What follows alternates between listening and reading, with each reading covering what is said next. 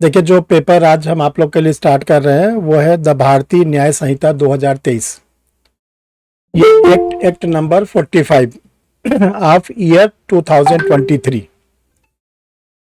तो देखो, ये जो एक्ट है इसका आपको सही सही नाम मालूम होना चाहिए। इस एक्ट का नाम क्या है?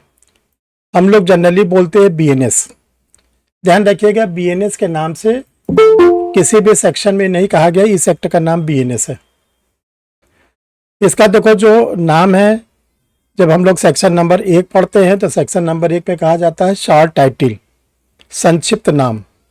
तो इस एक्ट का जो संक्षिप्त नाम है, बड़े ध्यान से सुनिएगा आप लोग, इस एक्ट का जो संक्षिप्त नाम है, शॉर्ट टाइटिल है, वो है द भारतीय न्याय संहिता 2023। भारतीय न्याय संहिता 2023, ये इसका शॉर्ट नेम है। अब क्वेश्चन उठता है कि अगर ये इसका शॉर्ट नेम है तो इसका फुल नेम क्या है? इसका जो है फिर फुल नेम क्या है? तो फुल नेम इसका जो है वो आप कैसे बोलोगे? फुल नेम हम लोग जो बोलेंगे इसका, वो हम लोग बोलेंगे इसका फुल नेम, बोलेंगे द भारतीय न्याय संहिता 2023 एक्ट नंबर 45 ऑफ ईयर 2023।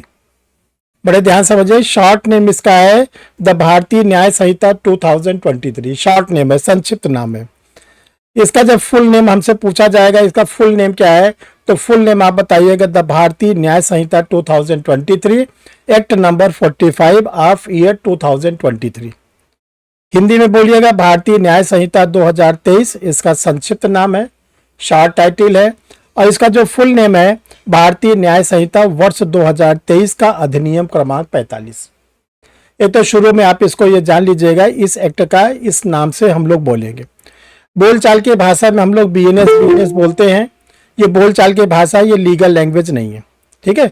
जो आप लोग बीआर एक्ट वगैरह परचेस करते हो, कहीं पर बीएनएस नहीं लिखा रहता, वो लिखा रहता है द भारतीय न्याय संहिता 2023। तो ये बेसिक चीज आपको ये जानना बहुत जरूरी है। देखिए, आज आप लोग को हम थोड़ा हिस्टोरिकल बैकग्राउंड बताएंगे, ऐतिहासिक पृष्ठभूमि बताएंगे कि जो हम लोग का जो बीएनएस है, जिसके आज हम शुरुआत करने जा रहे हैं, कहाँ से आया, कैसे आया और इसका कैसे कैसे डेवलपमेंट हुआ। एक एक स्टोरी हम आप लोग को बताते जाएंगे। और 1860 से 1860 से लेकर हम लोग लास्ट में आएंगे 2024 तक। एक सीरीज हम आपके सामने एक एक करके रखेंगे। और ये चीज़ अगर आप इसको क्लियर कर लीजिएगा तो जीवन भर आपको ये जो पेपर है वो बहुत अच्छा लगेगा, समझ में आएगा। आगे आप इसको किसी को बता भी सकते हैं। तो इसको हम एक एक करके आपके सामने अब रखते हैं, आप लोग ध्यान से सुने। कोई दिक्कत होगी लास्ट में हमसे पूछ लीजिएगा आप लोग। देखिए, जो ये एक्ट है इसको हम आप लोग को हिस्टोरिकल बैकग्राउंड, ऐतिहासिक पृष्ठभूमि से बताना चाहते हैं। और ध्यान से सुनिएगा और आप लोग अपना बाद में टेबल वगैरह करके नोट्स को फाइनल कर लीजिएगा। देखिए, जब ब्रिटिशर्स इंडिया आए थे 1600 ईस्वी में, तो 1600 ईस्वी में जब ये लोग आए थे तो उस समय ईस्ट इंडिया कंपनी के साथ आए थे। और उनका जो मोटिव था, उद्देश्य था, ये था कि यहाँ पर हम लोग चलेंगे और बिजनेस करेंगे। इंग्लैंड से जो हम लोग का इंडिया है वो ईस्ट, पूरब की ओर है, और हमारे इंडिया से इंग्लैंड क्या है, वेस्टर्न, पश्चिम की ओर है। इसीलिए उसका नाम रखा गया था ईस्ट इंडिया। तो जब ईस्ट इंडिया कंपनी आई तो उस समय हमारे जो हम लोग का इंडिया था वहां पे शासन कर रहे थे मुगल सम्राट लोग। उसमें अकबर का शासन था। और जो मुगल सम्राट होते थे उनके समय जो पेनल लॉ था, दांडिक विधि थी, वो उसी तरह की थी जो अरब समाज में प्रचलन में था। अरब समाज में जो दंड की प्रक्रिया थी उसी को जो है, जो हमारे मुगल सम्राट थे वो भारत में लागू किए थे। तो उस समय जो मुगल सम्राट लोग थे उन्होंने जो मुस्लिम पेनल लॉ बनाया था, मुस्लिम दंड विधि बनाया था, उसमें 4 प्रकार से किसी भी अपराधी व्यक्ति को, अगर कोई व्यक्ति ऑफेंस करता था तो उसको पेनलाइज किया जाता था। पहले का नाम है किशा, KISA, किशा। दूसरे का नाम है दिया, DIYA, दिया। तीसरे का नाम है हद, HADD, हद। और फोर्थ नंबर पर है ताजीर, TAJIR, ताजीर। तो चार प्रकार से उस समय लोगों को पेनलाइज किया जाता था। पहला हमने आपको बताया किशा, KISA, किशा। दूसरा दिया, तीसरा हद, और चौथे नंबर पे था ताजीर। ये आपको मालूम होना चाहिए, चार प्रकार का है। तो इसमें जो चार प्रकार के थे, इसका मीनिंग क्या थी? तो देखो, जो किशा होता था, इसका अर्थ होता है, इसकी मीनिंग होती है बदला, बदला। तो बदले में क्या होता था? प्राण के बदले प्राण। अगर कोई किसी को मारता था, हत्या करता था, मर्डर करता था, तो उसको क्या किया जाए? उसको मार दिया जाता था, उसका भी प्राण ले लिया जाता था, सूली पे चढ़ा दिया जाता था। दूसरा जो ऑफेंस होता था, दूसरा जो पनिशमेंट था, वो पनिशमेंट था क्या? दिया। जो दिया होता था, दिया की मीनिंग होती है वसूली, वसूली। क्या वसूली? खून का मूल्य। जितना भी विक्टिम का खून निकलता था, उतना खून अपराधी का निकाल लिया जाता था। इसको कहा जाता था वसूली। तीसरा होता था हद। हद का मतलब होता था सीमा।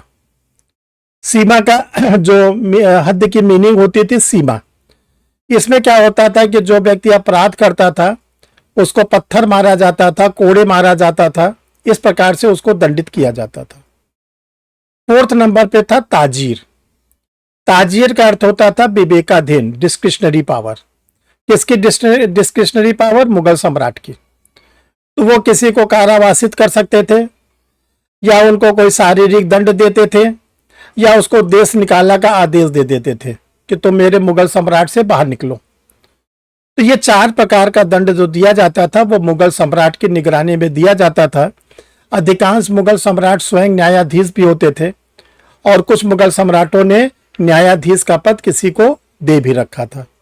तो उस समय का जो प्रचलन था, ईस्ट इंडिया कंपनी जब इंडिया में आई थी, तो उस समय ऐसा दंड भारत में उन लोगों को दिया जाता था जो कोई प्रकार का अपराध करते थे। ये तो हो गई भारत की स्थिति उस समय, 1600 से लेके 1857 तक। अब आता है कि जो ब्रिटेन देश था, जिसको हम लोग इंग्लैंड कहते थे, वहां पे क्या पोजीशन थी? क्योंकि वहां का जिस समय हमारे यहाँ मुगल सम्राट शासन कर रहे थे, तो वहां पर इंग्लैंड में भी क्राउन शासन कर रहे थे। क्राउन का मतलब होता है ब्रिटेन के राजा या रानी। अगर मेल जेंडर होते हैं तो राजा बोले जाते हैं, फीमेल जेंडर होते हैं तो रानी बोले जाते हैं। तो जो ब्रिटेन का स्थिति थी, तो ब्रिटिश का पेनल लॉ जो था, ब्रिटेन का जो दांडिक विध था, वो कोडिफाइड था। उसमें जो ब्रिटेन में कोई व्यक्ति अपराध करते थे, ब्रिटिश कोई नागरिक अपराध करता था, तो उसको चार प्रकार में से कोई भी प्रकार का दंड दिया जाता था। पहला था डेथ सेंटेंस, डेथ सेंटेंस। दूसरा था लाइफ इम्प्रिजनमेंट। तीसरा था इम्प्रिजनमेंट। और फोर्थ नंबर पे फाइन। तो देखो, पहला जो था, जिसको हम लोग डेथ सेंटेंस कहते हैं, मृत्युदंड, जिसको हम लोग बाद में उर्दू में कहने लगे क्या? फांसी, फांसी। दूसरा लाइफ इम्प्रिजनमेंट, जिसको हिंदी में हम लोग आजीवन कारावास कहते हैं, उर्दू भाषा में इसको बोला जाता था उम्र कैद, उम्र कैद। इम्प्रिजनमेंट कारावास, यानी कि व्यक्ति को कुछ समय के लिए कारावासित कर दिया जाता था, ठीक है। और चौथा होता था फोर्थ नंबर पे फाइन, जिसको हम लोग अर्थदंड या जुर्माना कहते थे।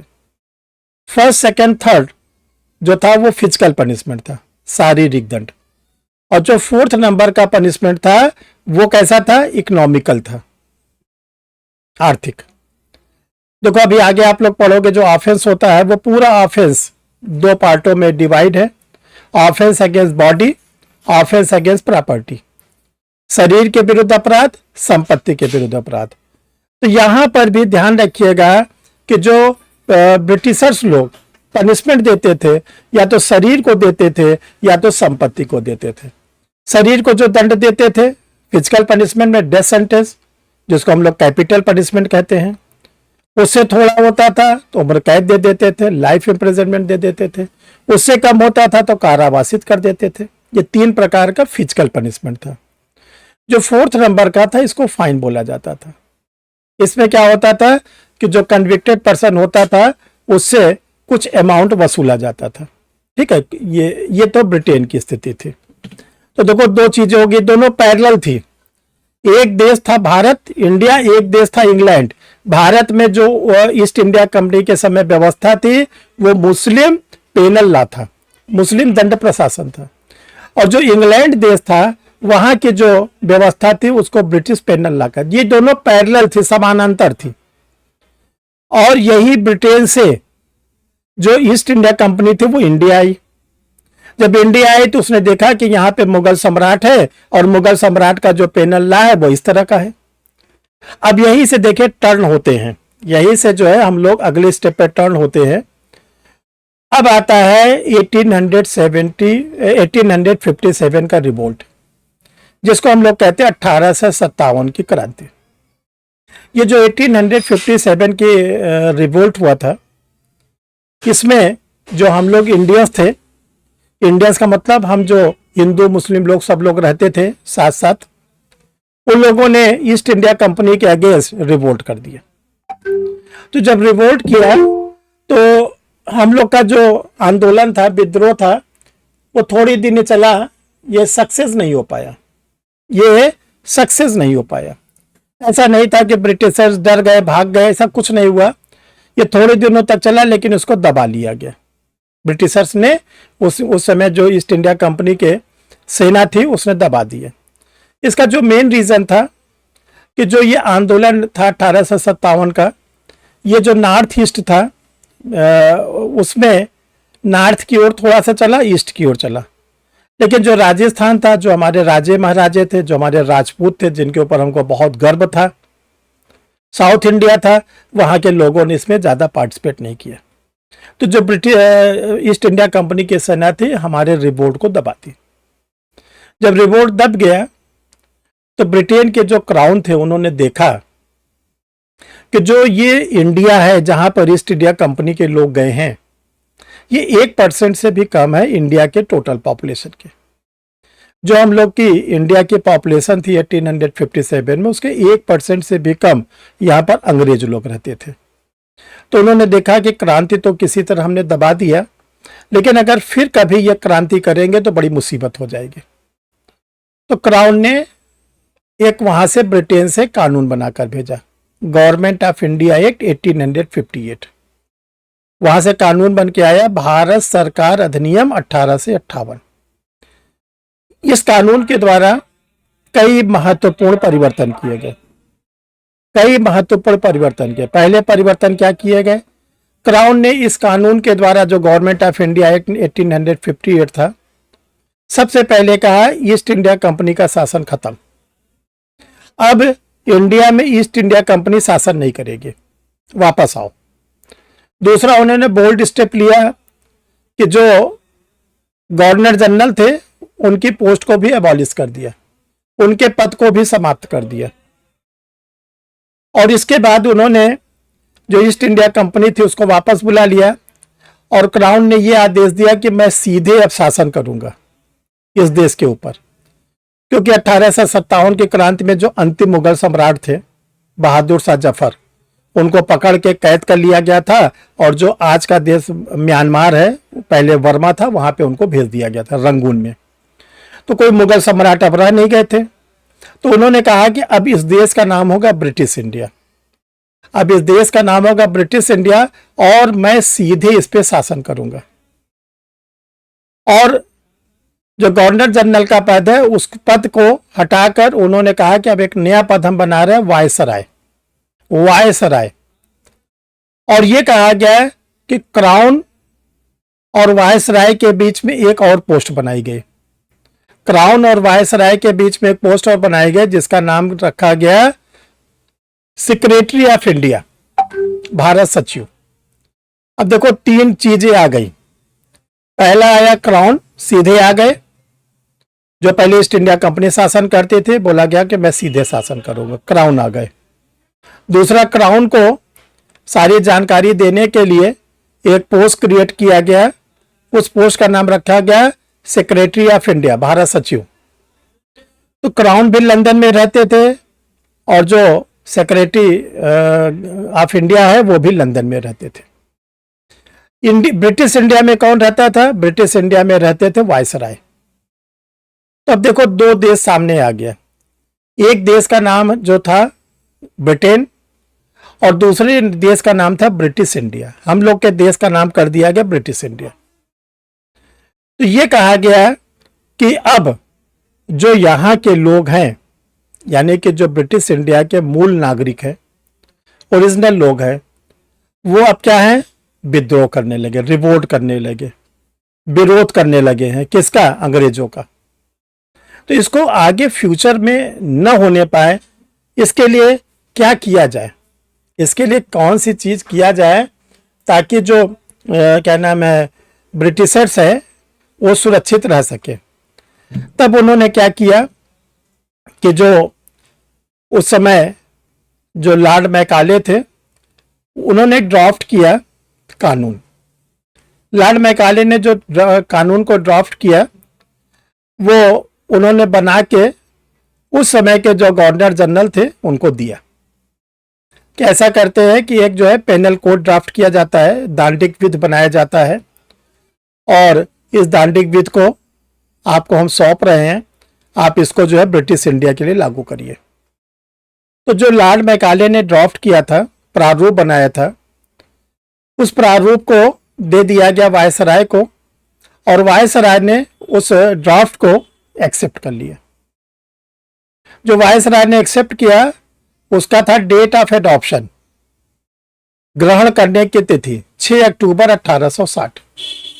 6 अक्टूबर 1860 को जो उस समय के वायसराय थे उन्होंने उस पर सिग्नेचर कर दिया। अब ये हुआ कि इसको लागू कर दिया जाए। तो जो हमारे ब्रिटिश इंडिया के हमारे भारतीय नागरिक थे, इंडियंस लोग थे, जो उस समय लंदन से जा जाके बैरिस्टर का कोर्स किए थे, जो विधि के जानकार थे, वो लोग जाके वायसराय से मिले, और वायसराय से मिलने के बाद उन्होंने ये रिक्वेस्ट किया कि आपने जो ये कानून बनाया है, उस कानून का नाम है ब्रिटिश इंडिया पेनल कोड 1860।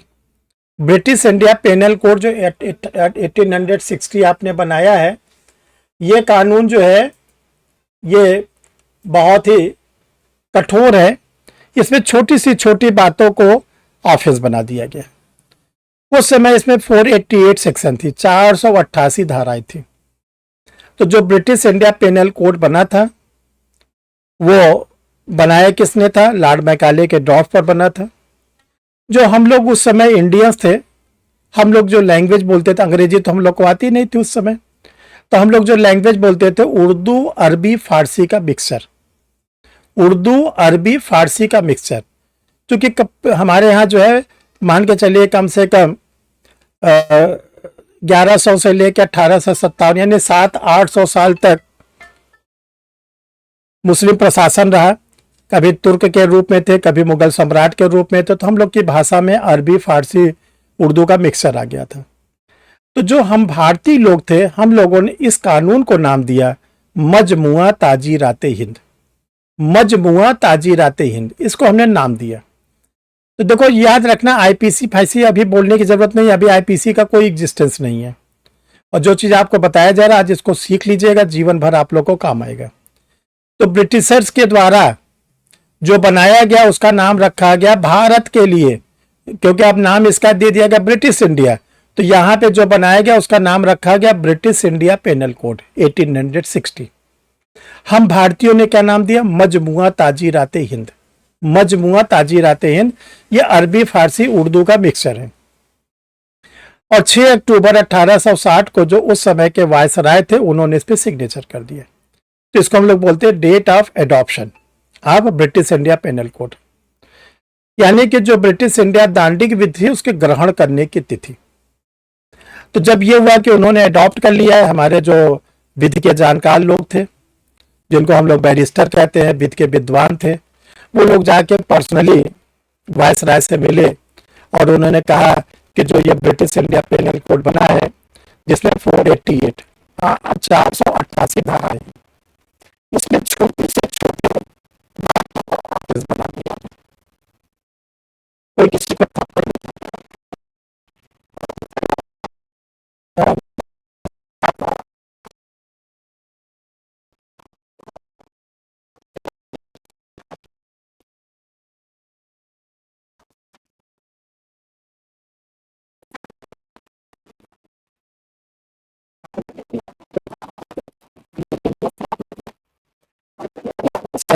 में ब्रिटिश रखते थे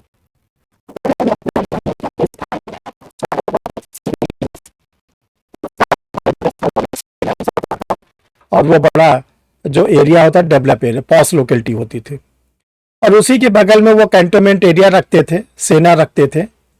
तो ब्रिटिशर्स लोग क्या करते थे, शहर में वो रहते थे सिविल लाइंस में और बगल में वो कैंटोनमेंट। तो आज के समय में भी जहां पर मैं आप सिविल लाइंस देखोगे बगल में कैंटोनमेंट रहता है सेना, और हम लोग रहते थे रूरल एरिया में। कुछ हम लोग इंडियंस लोग शहर में भी रहते लेकिन उनके परसेंटेज बहुत कम थे। तो जो हम लोग रूरल एरिया में रहते थे हम लोग का इंटरटेनमेंट ही होता था, किसी को चिढ़ाना, किसी के नाम को गलत तरीके से बुलाना, ये सब हम लोग आपस में जिसको कहते हैं भाईचारा के रूप में करते थे। उसको बना दिया गया ऑफेंस। ये कहा गया आपने किसी को थप्पड़ दिखाया, असॉल्ट, हमला। किसी ने आपका हल्का बाल खींच लिया, क्रिमिनल फोर्स।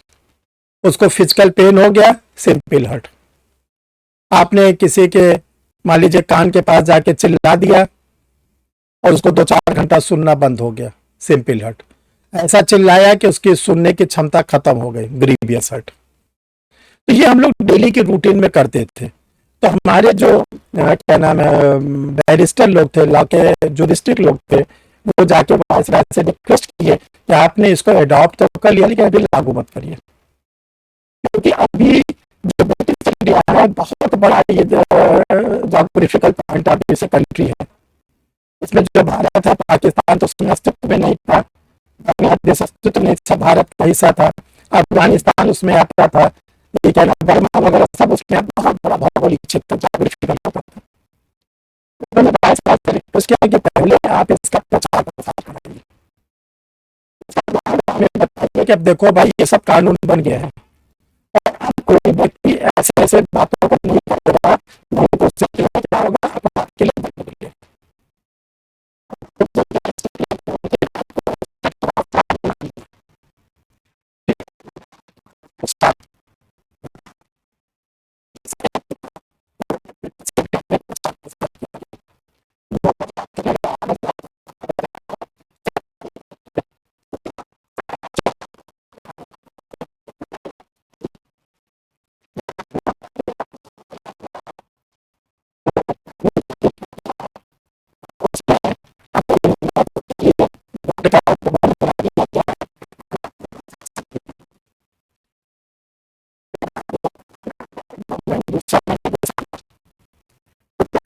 समय 1861 का 12 महीने का समय, 14 महीने तक पूरे ब्रिटिश इंडिया में इसका प्रचार प्रसार किया।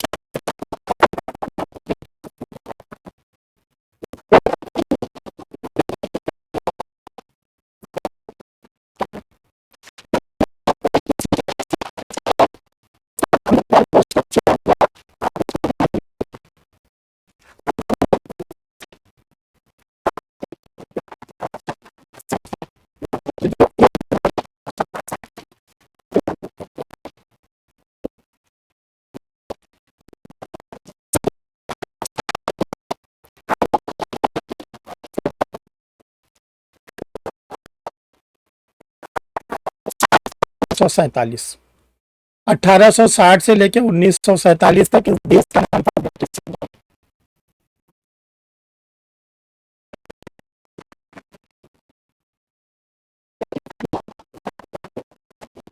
Panel code. British India penal code यहाँ पे लागू होता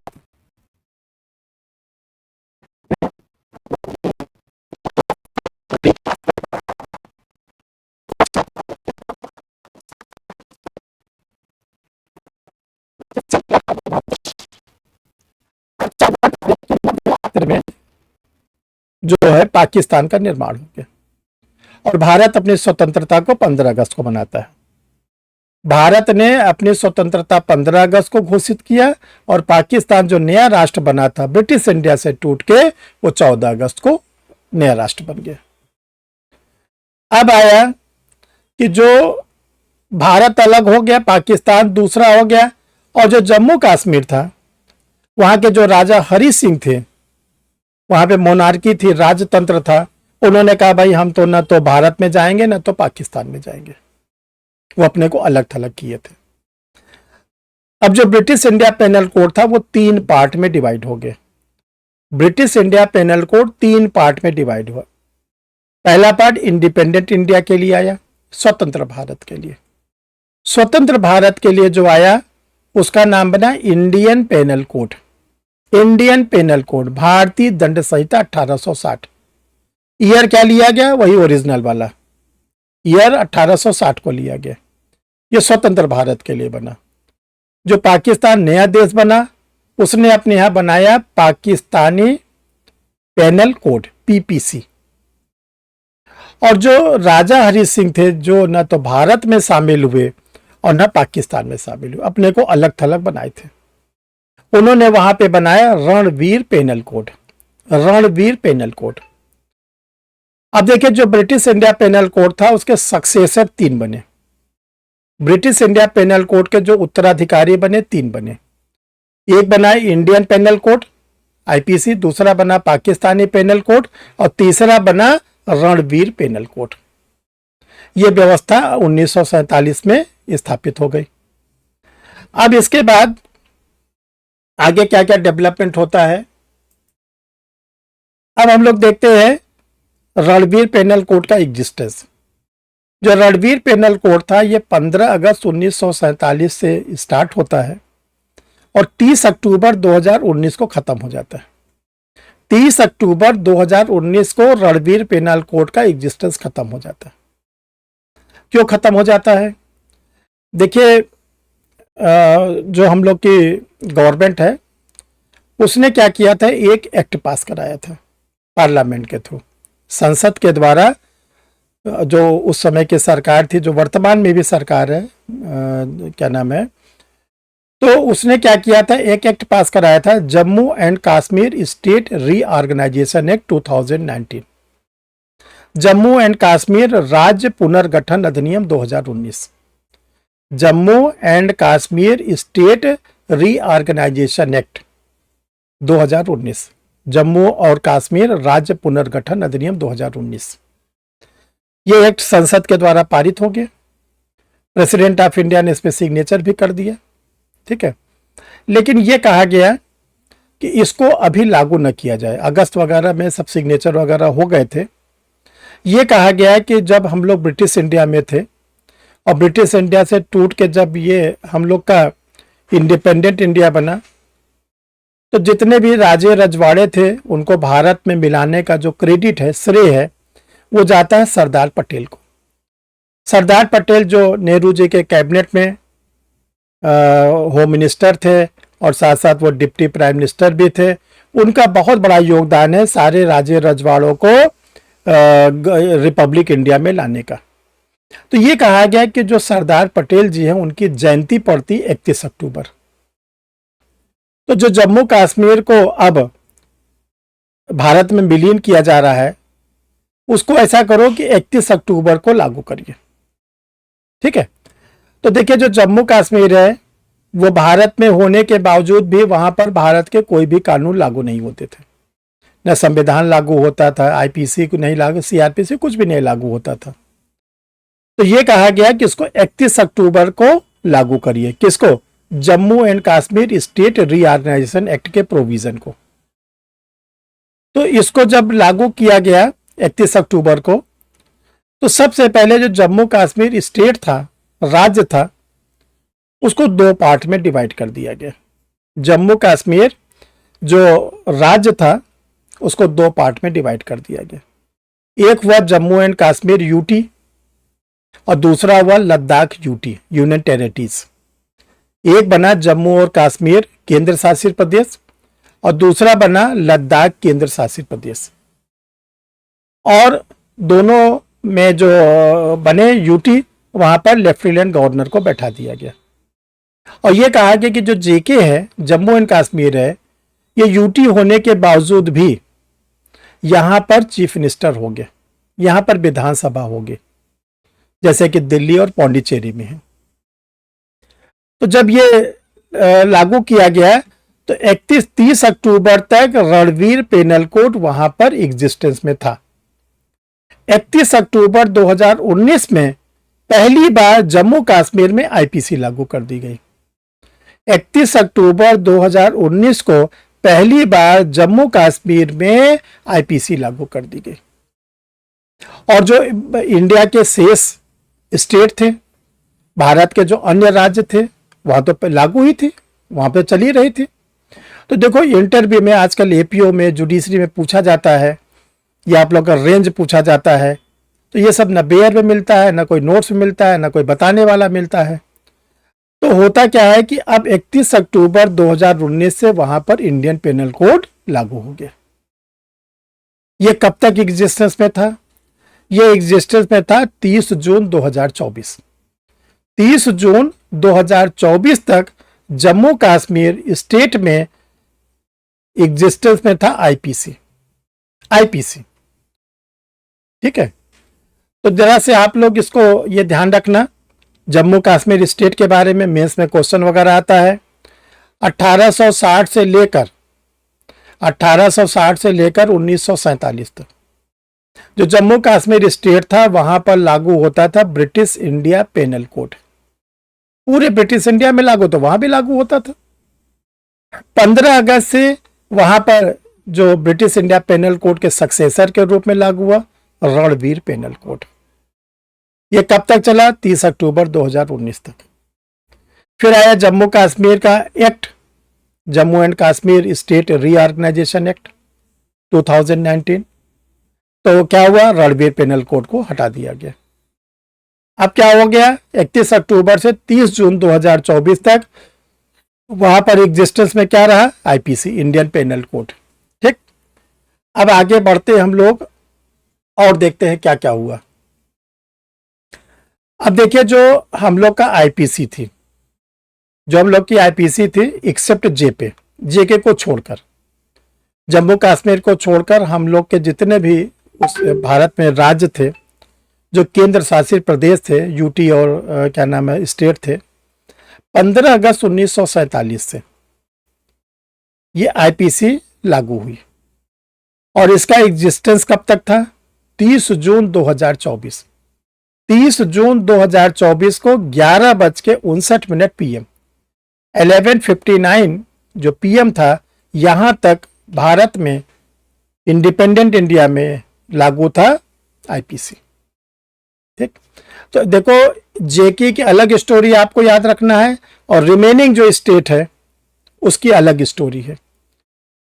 अब ये जो है यहां पर लागू था, यानी 30 जून 2024 तक पूरे भारत में आईपीसी लागू थी, जम्मू कश्मीर में भी लागू हो चुकी थी, अभी आपको हमने बताया।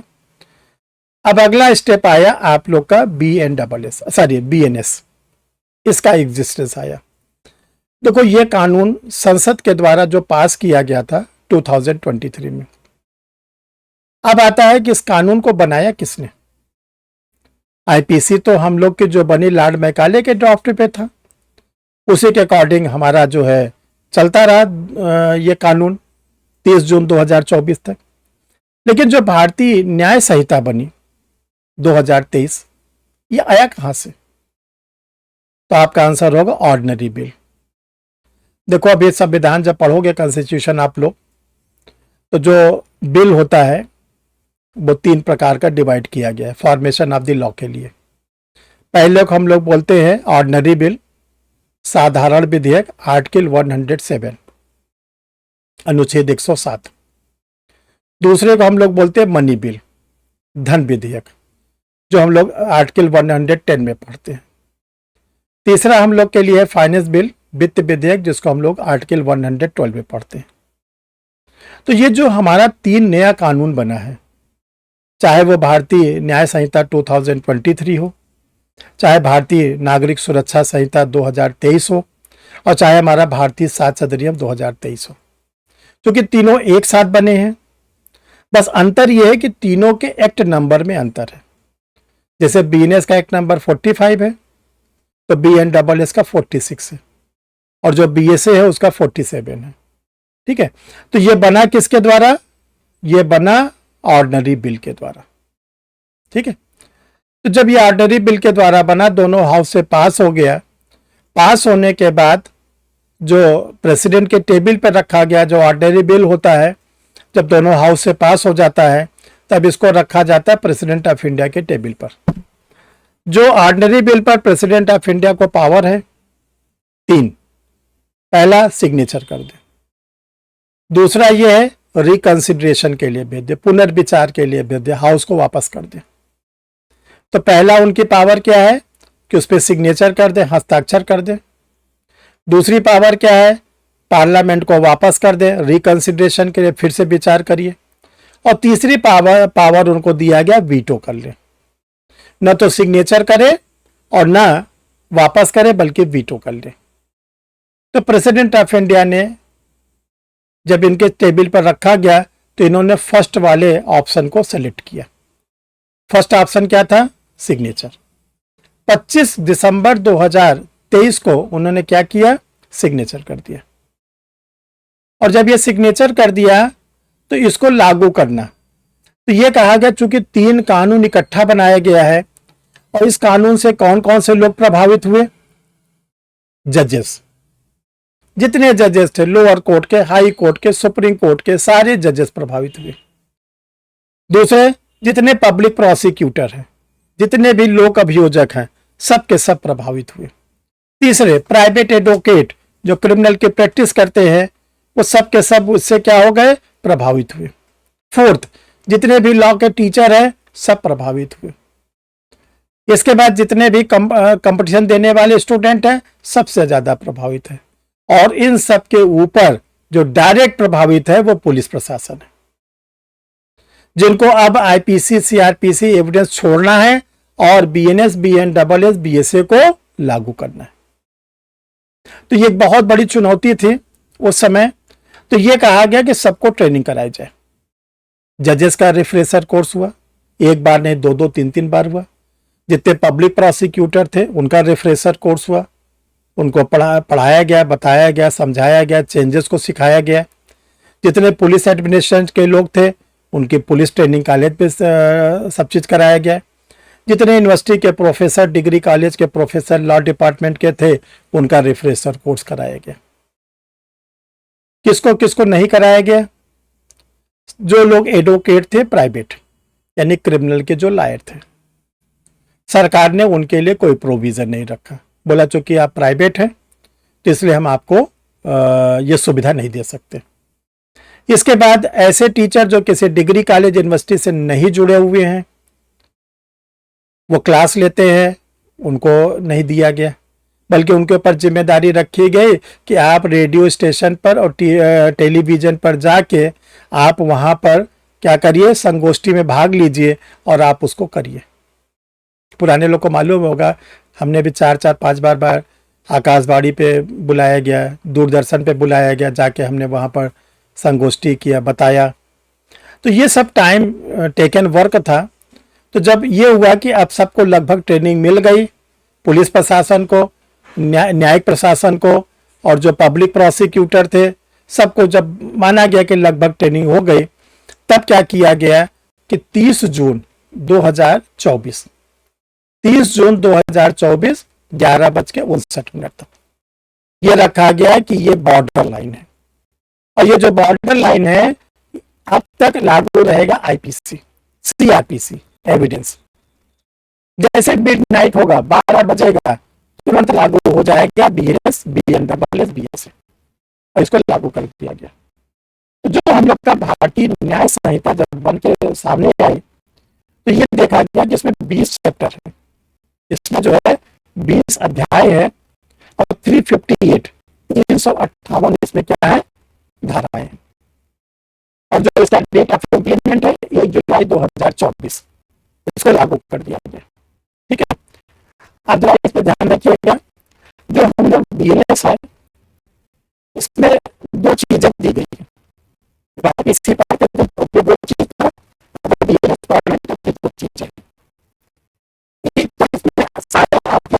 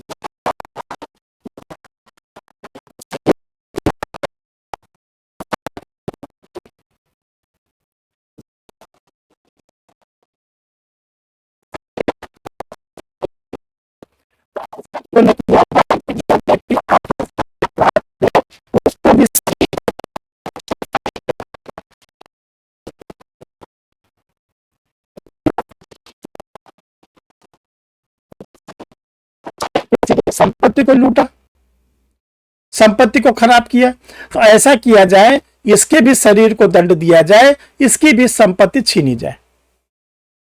ठीक, तब यह कहा गया, जब हम लोग का जो क्या नाम है पनिशमेंट बना था, तो ब्रिटिश इंडिया पेनल कोड जब लोग पढ़ते थे सेक्शन 53, आईपीसी पढ़ते थे तो भी 53, तो 53 आईपीसी में बोला गया पनिशमेंट कि जो इंडियन पेनल कोड है इसमें जो जो ऑफेंस है उस ऑफेंस को डिफाइन किया गया, और उस ऑफेंस के बाद एक सेक्शन पनिशमेंट वाली है। जैसे हम लोग जब आईपीसी पढ़ते थे तो थेफ्ट, चोरी, तो चोरी को क्या किया गया था, 378 में डिफाइन किया गया था।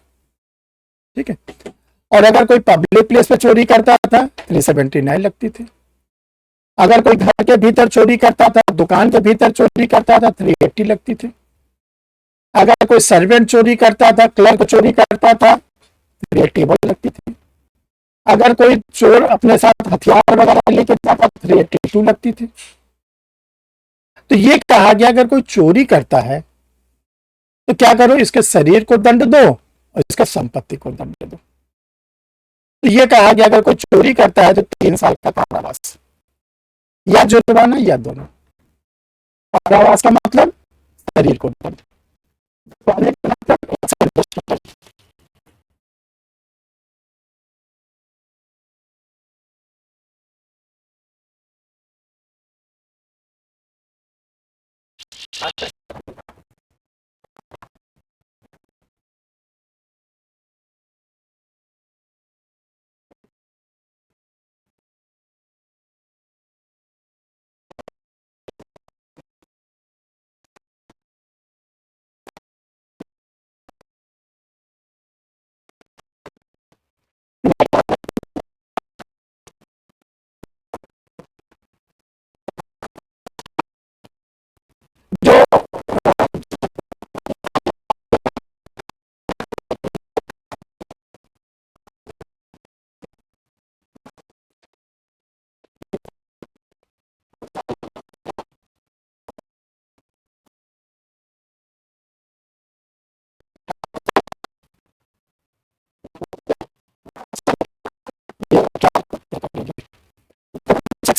53 थी, उसमें 6 प्रकार के पनिशमेंट बताए गए।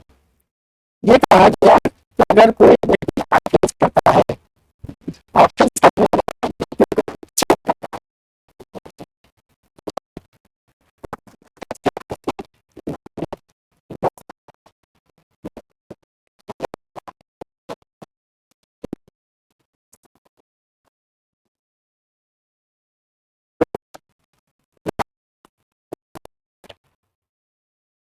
आजीवन कारावास या उम्र कैद।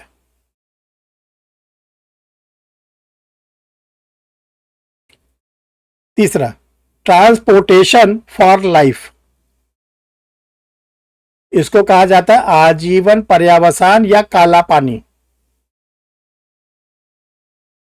फोर्थ, इम्प्रिजनमेंट सिंपल या रेगरस, सादा या कठोर कारावास। Fifth, four feature of property, संपत्ति का जब्तीकरण।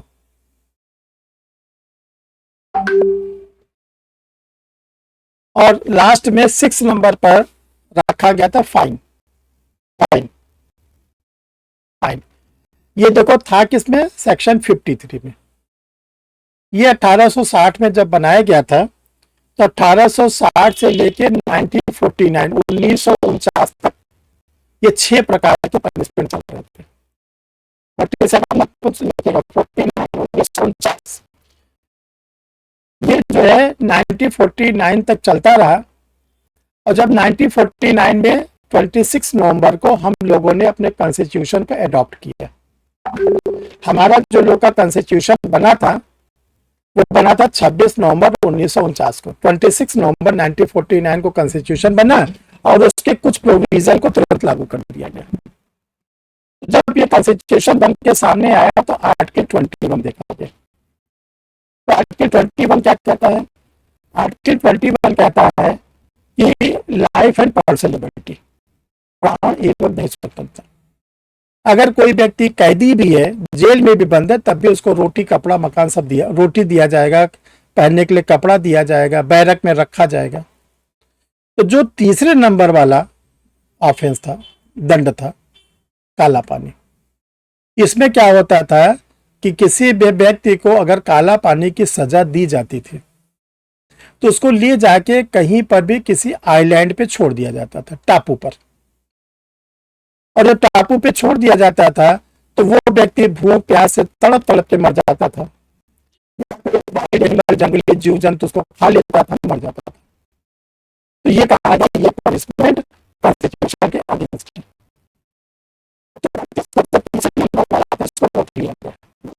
और ये पनिशमेंट नहीं दिए जाएंगे। इसके बाद जितने ट्रायल कोर्ट है उनके लिए क्या नाम है, कानून बनाया गया। ये कानून बनाया गया कि जितने मामले आजीवन कारावास वाले डिफरेंट डिफरेंट कोर्ट पे पेंडिंग है, उन ट्रायल कोर्ट के जजेस को कानून के द्वारा बताया गया कि आप लोग अगर किसी को कन्विक्ट करना चाहते हैं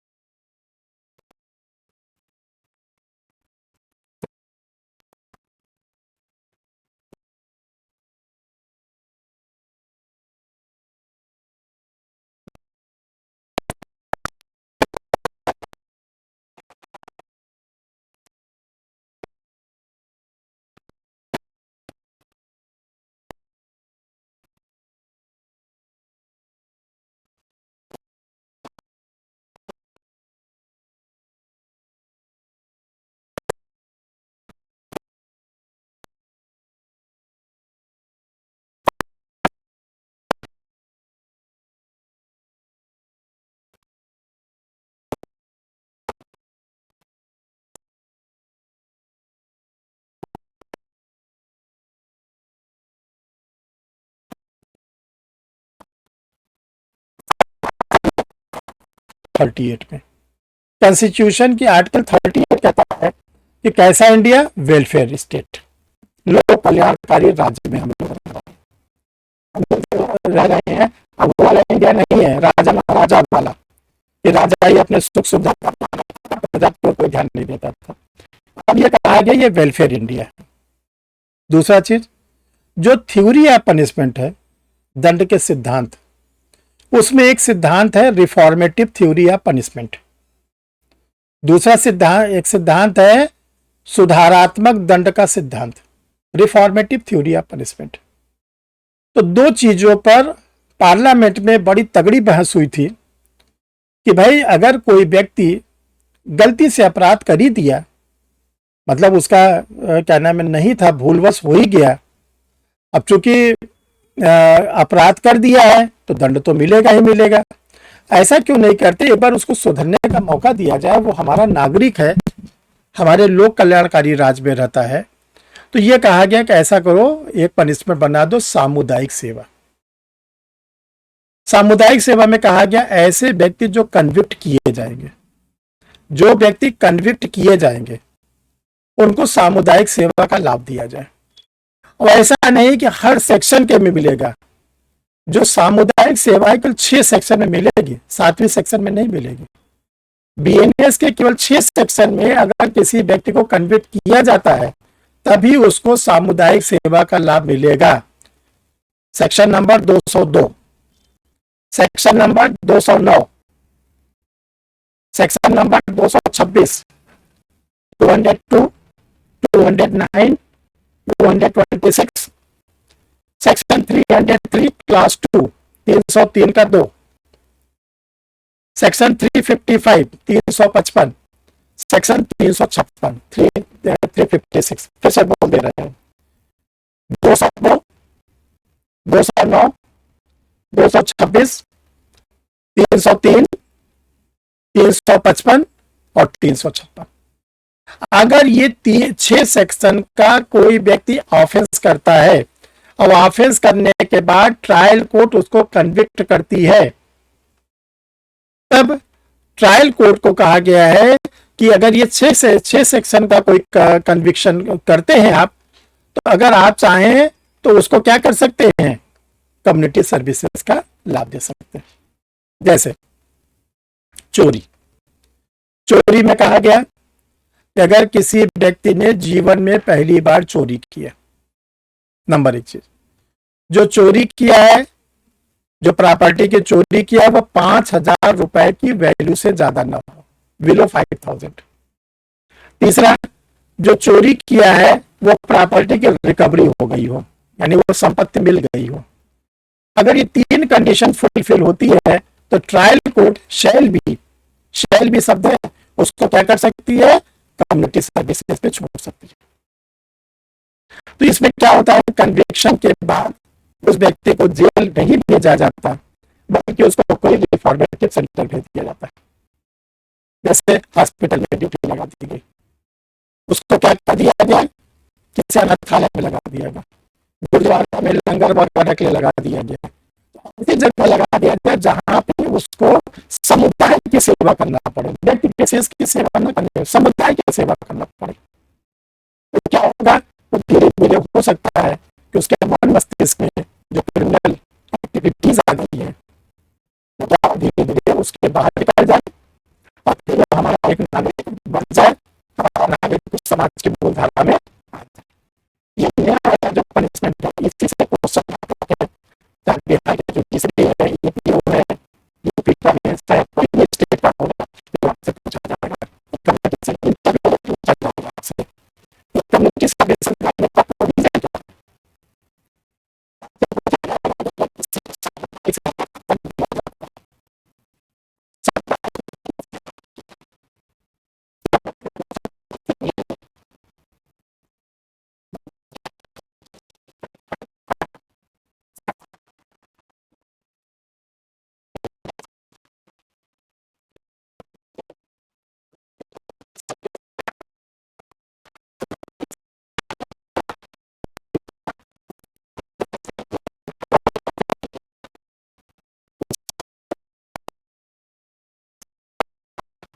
ठीक है।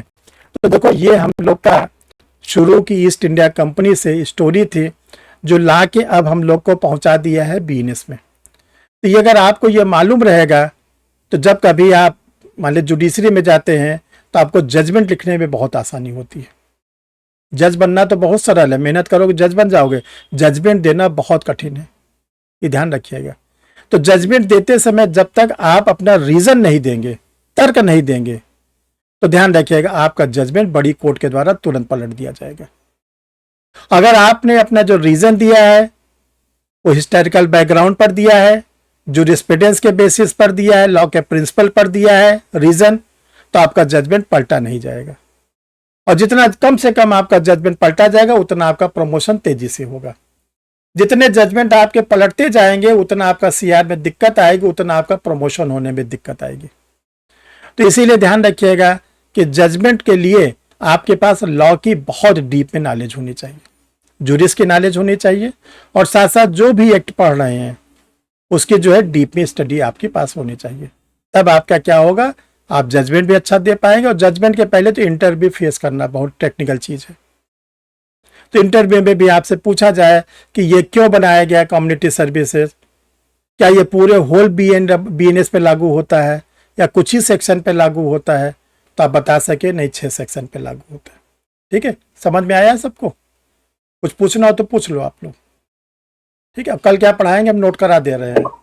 ठीक है, कल हमने पढ़ा, आप लोग से पढ़ेंगे व्हाट इज क्राइम, ठीक है, अपराध क्या है। हाँ बोलिए। ट्रायल के बाद वो एक्यूज्ड को प्रोबेशन पे छोड़ देता है, ठीक है, पनिशमेंट के लिए नहीं माना जाता। नहीं, अगर वो प्रोबेशन पीरियड पूरा कर लिया तो उसको जो है conviction नहीं मानेगा।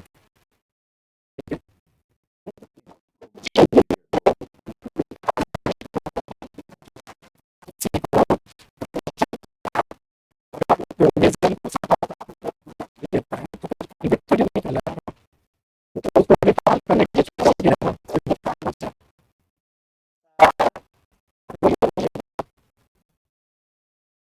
सर कम्युनिटी सर्विस किसी ट्रायल कोर्ट के द्वारा सर कम्युनिटी सर्विस देने का ग्राउंड क्या होगा, इसका तो कुछ रिटर्न नहीं होगा कोर्ट के पास।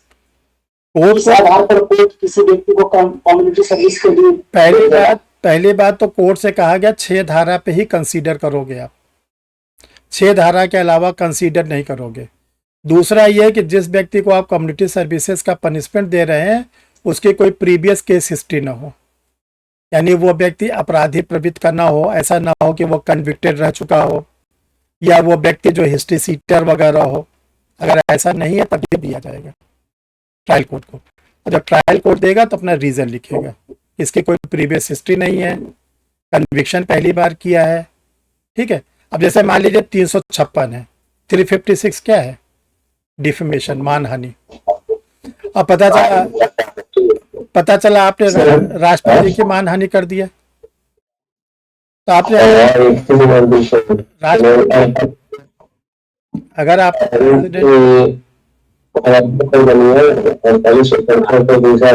पहले तो कैमरा ऑन, पहले तो आप ही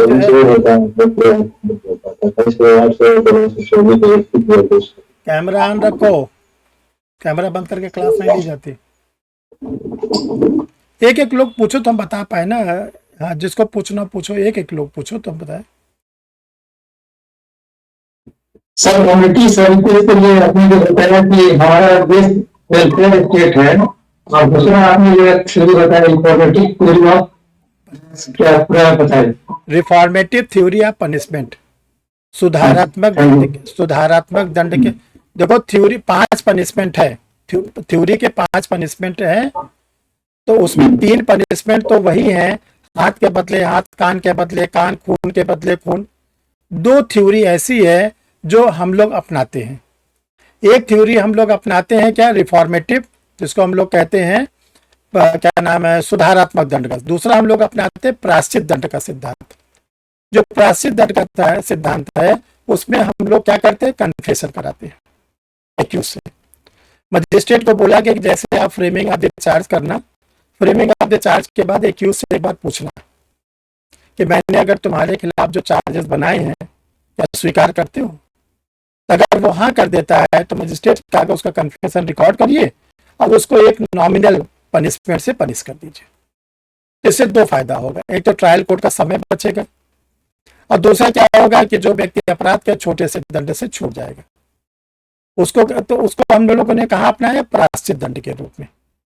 दूसरा कहा गया रिफॉर्मेटिव थ्योरी, जैसे जेल में कैदी बंद हो जाता है तो जेल में जो कैदी बंद होते हैं उनसे काम क्यों लिया जाता है? ब्रिटिश पीरियड में बंद होते तो पत्थर तोड़वाए जाते थे, खेत बाग बगीचे काम कराया। आज के समय में क्या है, उसको कंप्यूटर का काम कराया जाता है। वहां पर ढेर सारे रिफॉर्मेटिव वर्क हैं, जैसे इलाहाबाद में नैनी जेल है तो वहां पे साबुन की फैक्ट्री, साबुन बनते रहते हैं, वहां पर कंप्यूटर का वर्क होता रहता है, तो ताकि वो माली का काम करे, वो छूटे जेल से। तो दो चीजें लेकर छूटे, एक तो जो उसका मिनिमम वेजेस है, जो उसने डेली काम किया, पैसे इकट्ठा किया, वो उसके पास, और दूसरा स्किल डेवलपमेंट। अगर उसने वहां पर कंप्यूटर का काम किया तो कंप्यूटर की नॉलेज हो गई। तो अब अगर कन्विक्टेड है, सरकारी नौकरी तो नहीं पा सकता, लेकिन कम से कम प्राइवेट काम तो कर सकता है ना। अगर छूटने के बाद उसको 10-20 हज़ार रुपए मिल गए और एक कंप्यूटर चलाने की उसकी क्या नाम है नॉलेज डेवलप हो गई, तो वो 20-25 जो पैसा पाया प्लस स्किल डेवलप हुआ तो वो सोसाइटी में आकर सरवाइव कर जाएगा ना, भूखों तो नहीं मरेगा। ये कैदियों के लिए व्यवस्था की गई। इसीलिए रिफॉर्मेटिव थ्योरी में भी कहा गया है कि हो सकता है किसी कारण से इसके अंदर आपराधिक प्रवृत्ति आ गई है, तो ऐसा करो इसको समुदाय की सेवा कराओ। कभी आप लोग कहीं से समुदाय में जाइए, लंगर अंगर को देखिए, निस्वार्थ लोग खिला रहे हैं, सेवा कर रहे हैं, तो ये भी खिलाए पिलाएगा, वहां सेवा करेगा, तो हमारा ही तो नागरिक है, तो ये बच जाएगा, अपराध की दुनिया में वापस नहीं जाएगा। इसीलिए कम्युनिटी सर्विसेज को जोड़ा गया। ठीक है।